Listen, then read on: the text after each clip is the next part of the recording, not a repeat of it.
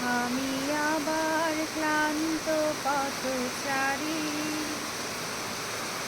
এই কাটার মুকুট লাগে ভারী,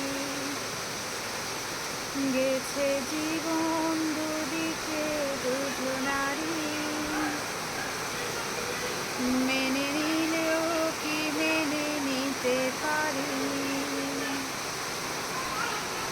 ছুটে গেলেও যেন হাতের নাগালে না পাই, যেই ঘুরে তাকাই। মানুষের জানলা খুলে দেখা যায় সুন্দর ব্যালকনি, দারুণ সব দৃশ্য। আর আমার জানলাটা খুললে দেখা যায় ডিশের তার, ডুপ্লিকেট লাইনের তার, কারেন্টের তার, গ্যাসের লাইনের তার। হাতে কি দেখছেন জানুন? ছেলের রেইনকোট। রেডি হলাম, স্কুলে যাচ্ছি, কিন্তু বৃষ্টিতে থামার এক ফোঁটাও নামগন্ধ নেই।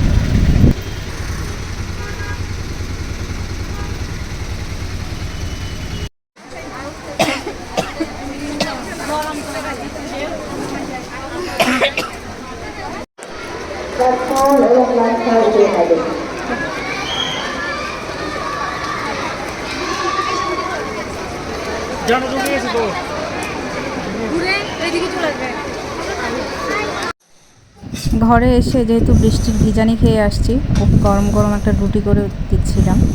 রুটি তেমন একটা পছন্দ করে না, তারপর টিভি ছেড়ে খেতে দিলে দেখা যায় খেয়ে ফেলে। অপ্রিয় খাবারগুলো টিভির সামনে থাকলে সে খায়। রুটির সাথে খাওয়ার জন্য একটা আম নিচ্ছিলাম ওর জন্য। আমটাও পিস পিস করে কেটে দিব, সাথে দিব একটু করে আলু ভাজি আর ডালের বড়া। গতকাল নিরামিষ রান্না ছিল, যেহেতু পূর্ণিমা ছিল, ভোগ লাগানোর কথা ছিল, কিন্তু মাও অসুস্থ, আমিও অসুস্থ, বাবাও অসুস্থ, কে কী করবে বলেন আপনারা। তারপরও ভগবানকে দিতে না পারলেও নিজেরা নিরামিষ খাওয়ার চেষ্টা করেছি। এইবার একটু যত্ন করে ওর প্লেটটা সাজিয়ে নিচ্ছি। এরকম সাজানো জিনিস আমার ছেলেটা খুব পছন্দ করে। একটু আম দিলাম, ডালের বড়া দিলাম, একটু আলু ভাজি দিলাম আর একটা রুটি দিলাম, এতেই সে মহা খুশি। কিন্তু কথা ছিল সে আমটা খাবে না, কিন্তু ছিল তো টিভির সামনে, তাই খেয়ে ফেলেছে গপাগপ, খবরও নেই। স্কুল থেকে আসার পরে আমার কেন জানি কিছু একটা চাপাতে ইচ্ছা করে, ওই চা খাই, না হয় এরকম কিছু জিনিস বাবা ঘরে এনে রেখে সেগুলো আমি বসে বসে খাই। আমার দুপুরের আয়োজন ছিল এগুলা, বসে পড়বো খেতে, আগে ছেলে খাবে, ওকে খাইয়ে দিব, হাতে দিলেও খেত। আর একটা সুন্দর জিনিস খেয়াল করুন, ওর গেঞ্জিটাতে রাধাকৃষ্ণ আছে, এটা ওর এক দিদি ওকে দিয়েছে। এটাতে রাধাকৃষ্ণ থাকার কারণে সে এটা পরে মাছ ভাত খায় না। গতকাল নিরামিষ ছিল, তাই এটা পরে সে খেতে বসেছিল।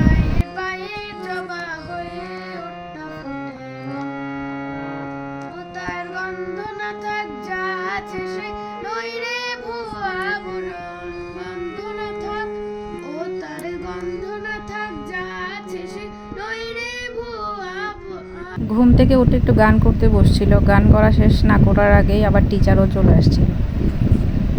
তারপর সে টিচারের কাছে পড়তে বসে গেল।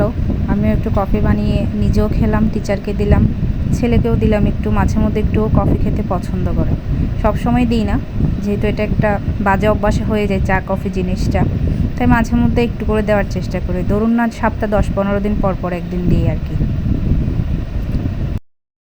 তারপর আমি চলে যাব পূজা দিতে। পূজা শেষ করে আবারও ওকে একটু পড়তে বসাবো। অনেক দিন বৃষ্টি থাকার কারণে বেডশিটগুলো চেঞ্জ করা হচ্ছিল না, তাই আজকে বেডশিটগুলো চেঞ্জ করে নিলাম। Thanks for watching, no more today, tata.